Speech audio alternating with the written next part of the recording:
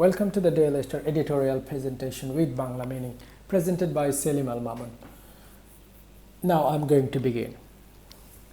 Gruesome torture and death of child migrant worker, ভয়াবহ নির্যাতন এবং প্রবাসী শিশু শ্রমিকের মৃত্যু। এখানে gruesome torture অর্থ হচ্ছে ভয়াবহ নির্যাতন, আর migrant worker মানে যারা প্রবাসে কাজ করে প্রবাসী শ্রমিক বলতে পারি আমরা। How will recruiting agencies be allowed to act with impunity? Impunity মানে হচ্ছে দায় মুক্তি, শাস্তির বাইরে থাকা, এরকম কিছু impunity. So এখানে বলা হচ্ছে how long will recruiting agencies be allowed?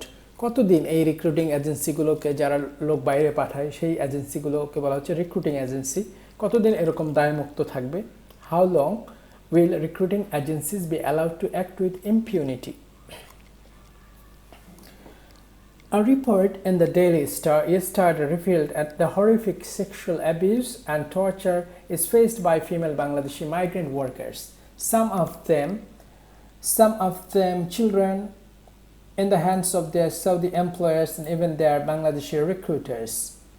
এখানে বলা হচ্ছে a report in this daily, এই পত্রিকায় একটা রিপোর্ট গতকালকে প্রকাশিত হয়েছিল, সেটা হচ্ছে হরিফিক মানে ভয়াবহ নৃশংস, সেক্সুয়াল অ্যাবিউজ অ্যান্ড টর্চার হচ্ছে সেক্সুয়াল অ্যাবিউজ এবং নির্যাতনের উপরে, যেটা বিভিন্ন সময়ে যারা ফিমেল বাংলাদেশি মাইগ্রেন্ট ওয়ার্কার্স আছে, নারী ওয়ার্কার যারা প্রবাসী নারী ওয়ার্কার্স, তারা যেগুলোর মুখোমুখি হয় সেগুলোর উপরে।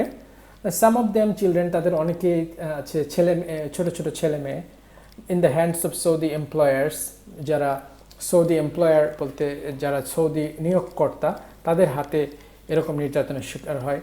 মাঝে মাঝে তারা বাংলাদেশি রিক্রুটার যারা আছে তাদের হাতেও এরকম নির্যাতনের শিকার হয়। বাংলাদেশি রিক্রুটার্স বলতে বাংলাদেশ থেকে যারা বিদেশে শ্রমিক পাঠাচ্ছে তারা। While a large number of women have returned over the past few years to narrate horror stories of the ordeals they faced, these accounts have once again come to light after a raid on Thursday on the office of recruiting agency MS Trade International and the arrest of its owner Maqbul Hossain and his associate Parvez for offense under Prevention and Suppression of Human Trafficking Act. তাহলে এখান থেকে আমরা মিনিংটা এভাবে করছি, যেখানে প্রচুর পরিমাণ a large number of মানে ব্যাপক সংখ্যক নারী have returned over past few years to narrate horror stories, তারা ফিরে এসেছে এবং তারা বিভিন্ন ধরনের ভয়াবহ গল্প বলেছে যে তাদের যেই অর্ডেলসগুলো তারা ফেস করেছে, অর্ডেলস মানে হচ্ছে ভাগ্য পরীক্ষা, কঠিন পরীক্ষা তারা ফেস করেছে সেগুলো ন্যারেট করেছে। টু ন্যারেট মানে বর্ণনা করা, হরর স্টোরিজ মানে ভয়াবহ গল্প। This accounts have again come to light, এবং এই ব্যাপারগুলো আবার প্রকাশিত হয়েছে। কাম টু লাইট মানে হচ্ছে আলোতে আসা, প্রকাশিত হওয়া, কোনো কিছু উন্মোচিত হওয়া এরকম। যখন কিনা র্যাব গত মঙ্গলবার হচ্ছে একটা রিক্রুটিং এজেন্সি বিদেশে পাঠানোর সংস্থা MS ট্রেড ইন্টারন্যাশনালে কে রেড করেছে, সেটা রেড দিয়েছে এবং এর অনার আছে মকবুল হোসাইন, এটার মালিক মকবুল হোসাইন এবং যে তার সহযোগী আছে অ্যাসোসিয়েট পারভেজ, তাকে গ্রেপ্তার করেছে একটা অপরাধের জন্য। অফেন্স মানে হচ্ছে অপরাধ, অফেন্সেস কোন অপরাধ? এটা হচ্ছে prevention and suppression of human trafficking, যে হিউম্যান ট্রাফিকিং মানে মানব পাচার দমন এবং প্রতিরোধ, এই একটা আইন আছে, সেই আইনের আওতায় তারা অপরাধ করেছে, সেই অপরাধের জন্য তাদেরকে গ্রেপ্তার করা হয়েছে এবং MS ট্রেড ইন্টারন্যাশনালকে রেড করা হয়েছে। Okay, this recruiting agency is responsible for sending 14-year-old Kulsum to Saudi employer who tortured her to death. আর এই রিক্রুটিং এজেন্সিটায় 14 বছর বয়সী কুলসুমকে সৌদি আরবে পাঠিয়েছিল এবং পাঠানোর জন্য দায়ী, এবং যাকে কিনা তার এমপ্লয়ার সৌদি এমপ্লয়ার কর্তৃক নির্যাতন করতে করতে মেরে ফেলা হয়েছে।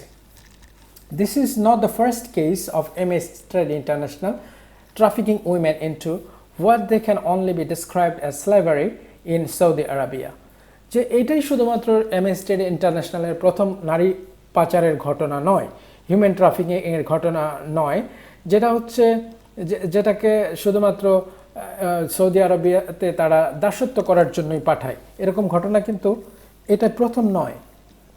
ওকে, in 2000 14, a 20-year-old returning migrant worker spoke how her Saudi employers raped her, stripped her and pushed her off roof and left her permanently disabled.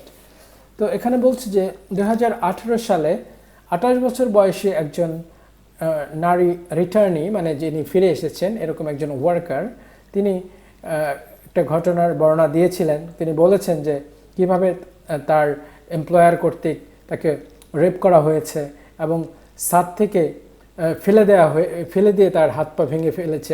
তাকে পুরোপুরি পঙ্গু, ডিসেবলড করে দিয়েছে। এখানে ডিসেবলড অর্থ হচ্ছে পঙ্গু করে দেয়া। আর পোস্টার অফ দ্য রুফ, মানে ছাদ থেকে ধাক্কা দিয়ে ফেলে দিয়েছে।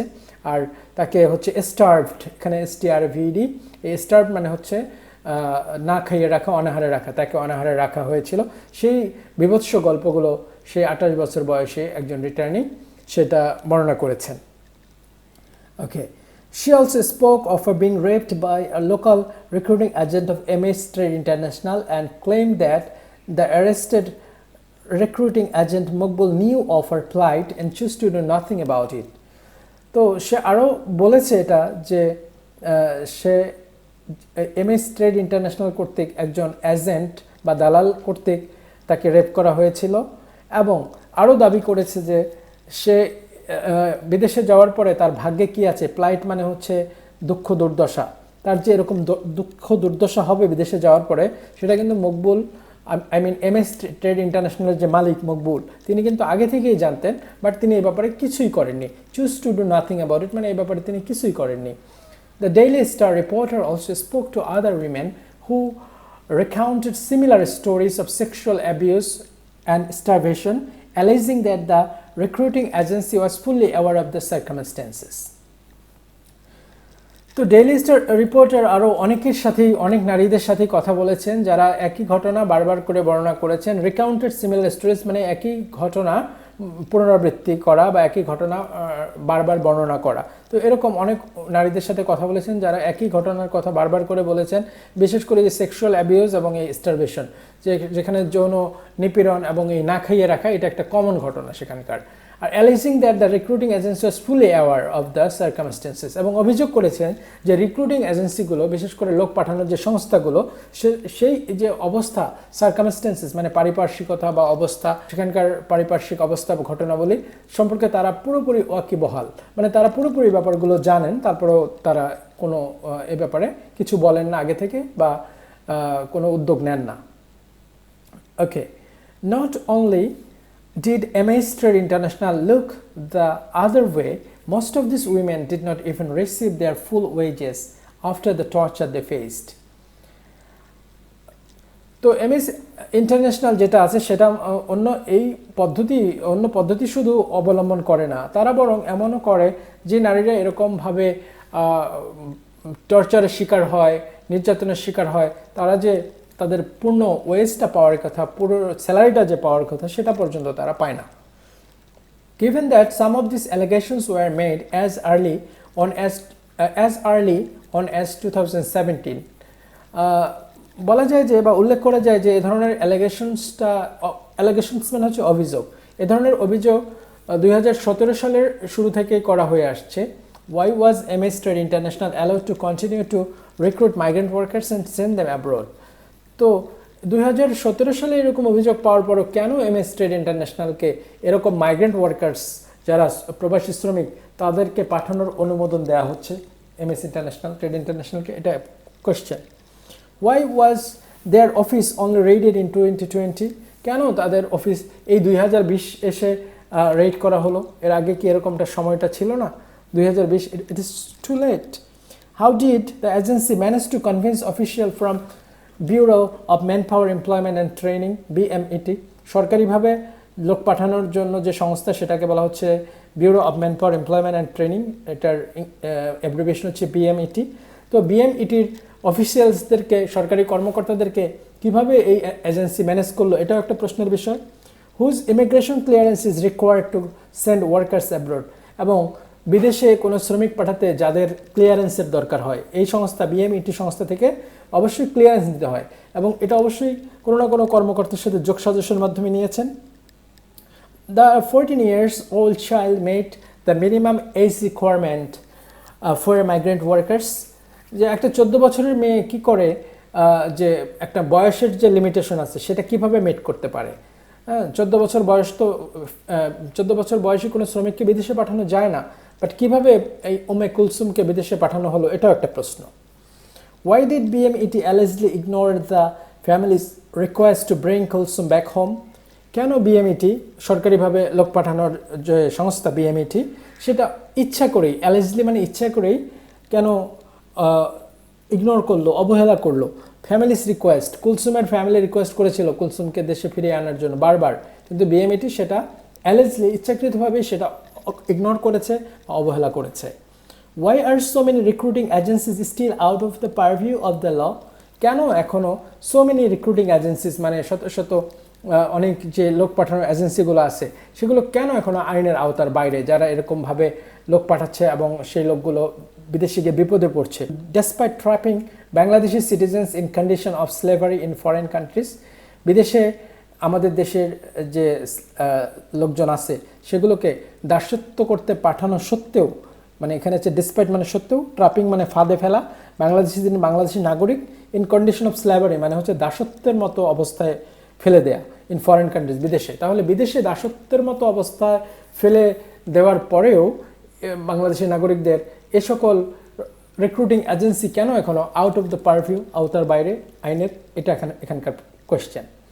It is not enough for the authorities to investigate individual cases only after the gruesome torture of female migrant workers have to lead to their deaths.